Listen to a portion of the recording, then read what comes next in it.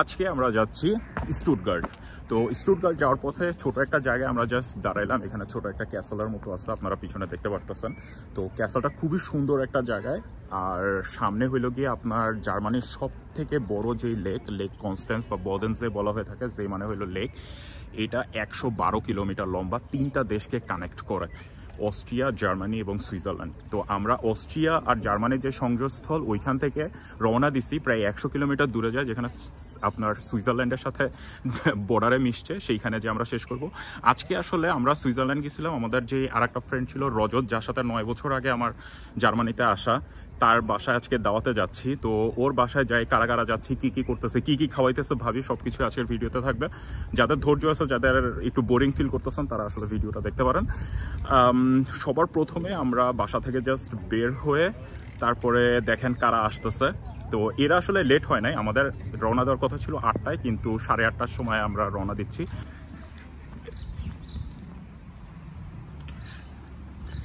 ভাই, এই যে আপনি লেট করে আসছেন, এর পানিশমেন্ট কি হবে বলেন? ভাবি আসসালামু আলাইকুম। কাকা কাকা আমি তো জানি ভাই। এই যে ভাই, আপনারা যে লেট করছেন, ভাবি এই যে লেট, এটার মাসুল কি হবে বলেন? সকালে শাড়ি পরে বুদ্ধি যে দিছে তার তো সামান্য।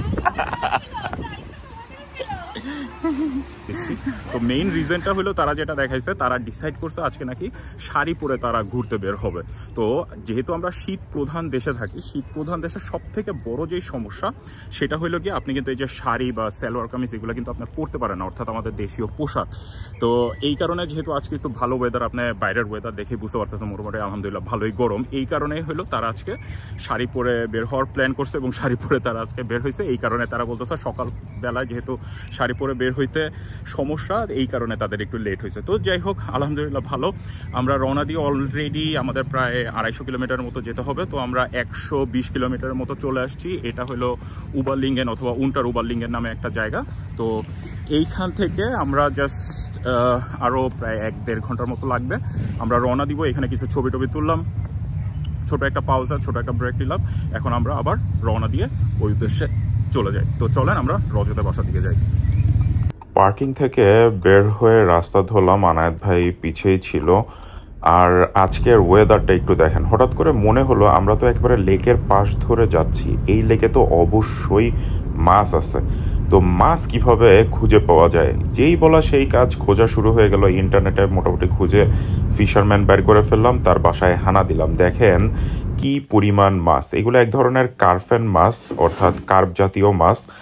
আর কিছু আপনার ছোট মাছও ছিল, বাটা মাছ বা ফার্সে মাছ আমাদের ওইদিকে বলে, এই টাইপের। তো যাই হোক, মাছ কিছু কিনলাম। আর একটা দেখেন, হঠাৎ করে দেখলাম বোয়াল মাছ, একেবারে এই লেকের বোয়াল। আর যেই জায়গায় আমরা দাঁড়াইছি, দাঁড়ানো এই জায়গাটাও অস্থির সুন্দর। দেখেন একেবারে লেকের পাড়ে পোলাপান একেবারে নাচানাচি করতেছে, ভাবিরা কিছু ছবি টবিও তুলে নিল। তো আমরা এখানে আর বেশি লেট করি নাই, রজতের জন্য কিছু মাছ কিনলাম। এই ফ্রেশ মাছ আসলে মানে বলা যাবে না মানে কতটুকু মজা আমরা পেয়েছিলাম। তো যাই হোক, আমরা সেখানে আর বেশিক্ষণ সময় নষ্ট করি নাই, মাছ নিয়ে আবার রাস্তা ধরলাম। দেখেন এখনো সেই আগের আমলের বেলুনে তৈরি মানে এক ধরনের ওই যে উড়োজাহাজ আর কি, রেস্টুরেন্ট এটা একটা আসলে। তো একটু জ্যাম ছিল রাস্তায়, কিন্তু এই রাস্তার দুই পাশে প্রচুর পরিমাণে ফলের চাষ। এটা হলো আঙ্গুরের বাগান, এখানে আপেল, কমলা, বিরনে বিভিন্ন ধরনের ফলের কিন্তু চাষাবাদ হয়। জার্মানিতেও কিন্তু প্রচুর চাষ হয়। তো আমরা আস্তে আস্তে আগাইতে রজতের বাসায় চলে আসলাম। আমাদের টোটাল প্রায় 3-3.5 ঘন্টার মতো সময় লেগেছিল। এটা হলো বন্ধুর বাসা, স্টিল ওয়েদার ভালো আছে, যার কথা বলতেছিলাম, যার বাসায় আজকে আসছি।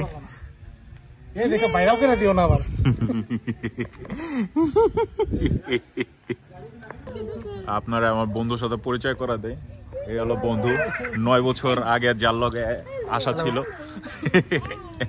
রজত, আসার কাহিনী একটু বলো। 9 বছর আগের কাহিনী, ট্রেন স্টেশনে ঘুমানোর কাহিনী। যাই হোক, উপরে যাই, খাওয়া দাওয়া শুরু করে তারপরে হলো গিয়ে কথা হবে, চলো। ভাবির মাশাআল্লাহ রান্নার হাত অনেক ভালো। দেখেন সাসলিক মাছ, পোলাও, চিংড়ি মাছ, বড় বড় চিংড়ি, অনেকদিন পরে দেখতেছি। সবজি ছিল, খাসির মাংস ছিল, মুরগির রোস্ট ছিল, স্যালাড ছিল, আরো কত কি। তো আমাদের আসলে পেটে ভালোই খিদা ছিল, আমরা আর ওয়েট না করে তাড়াতাড়ি বসে পড়লাম। দেখেন প্লেটটা কিভাবে সাজাইছি, মানে দেখাইতে হবে না। তো আমাদের কিছু সিনিয়র বড় ভাইরাও এসেছিলেন আমাদের সাথে। আমরা একই ইউনিভার্সিটিতে পড়াশোনা করেছি, তারা আগেই পাশ করে যার যার কর্মস্থলে ব্যস্ত।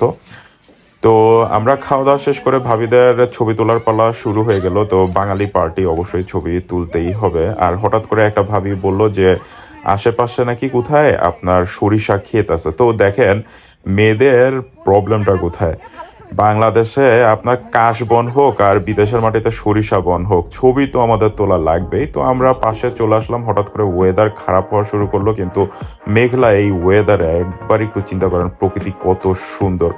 ভাবিরা পোস্ট দেওয়া শুরু করলো, একেবারে পুরো রাস্তা ব্লক করে ছবি টবি আমরা তুললাম। আর এইখানে একটা অবস্থা দেখেন, যখন ভাবিরা ছবি তুলে তাদের হাজব্যান্ডদের কি অবস্থা হয় আর কি, মানে কি আর বলার। এটা হলো সারা দুনিয়ায় একই সিস্টেম, মহিলাদের ছবি তুলতে হবে, বিভিন্ন পোজ দিতে হয়, আর হাজব্যান্ডরা তাদের ব্যাগ, তাদের মোবাইল, ঘড়ি যাই থাকুক না সব হাতে নিয়ে বসে থাকবে। এটাই জীবনের নিয়ম, এটাই হলো আনন্দ।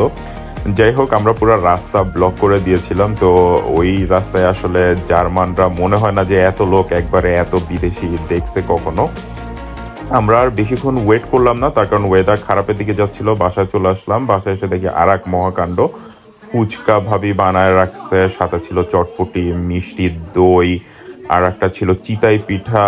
তো মানে ডেজার্টেরও অভাব ছিল না। আমরা পুরো পেট চুক্তিতে খাওয়া শেষ করলাম। আর খাওয়ার শেষে 1 কাপ দুধ চা না হইলে কি চলে।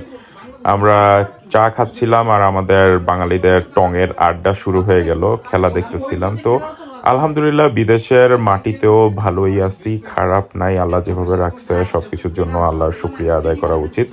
আলহামদুলিল্লাহ দিন এভাবেই চলে যাচ্ছে, জীবনের নিয়মে জীবন চলে যাচ্ছে। দোয়া করবেন আমাদের জন্য, সবাই ভালো থাকবেন আপনারা যে যেখানে থাকেন।